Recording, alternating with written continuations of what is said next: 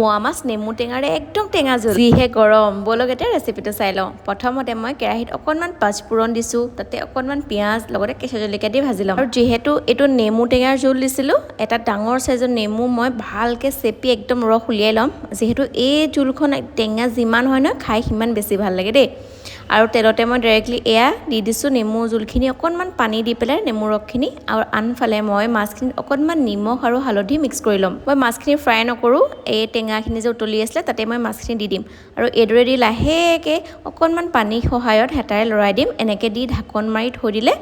কেতিয়াও মাছটো নাভাগে আৰু মোৰ ওচৰত দালি বনাই থোৱা আছিলে মই অকণমান দালিৰ ওপৰত পানীটো দি দিছোঁ আৰু আপোনালোকে যদি পিঠাগুড়ি থাকে ন অকণমান পিঠাগুড়ি যদি 1 চামুচ 1.5 চামুচমান ছটিয়াই দিয়ে নহয় বৰ ধুনীয়া সোৱাদৰ হৈ যায় ভালদৰে 2-3টা উতল দিয়াৰ পিছত এয়া হৈ গ'ল আজি টেঙাৰ জোল একদম টেঙা লগতে মই মান ধনিয়া পাত দি দিছোঁ আৰু হৈ গৈছে খাবৰ কাৰণে বিশেষকৈ এই গৰম দিনকেইটাত এই টেঙাৰ জোলখন খাবলৈ বৰ সোৱাদ হয় আপোনালোকে এবাৰ খাই চাবচোন দেই মই এইদৰে ৰান্ধিছিলোঁ সেইখিনি আপোনালোকৰ শ্বেয়াৰ কৰিলোঁ আৰু যদি ভাল লাগিছিলে আপোনালোকে এবাৰ বনাই খাব বাই বাই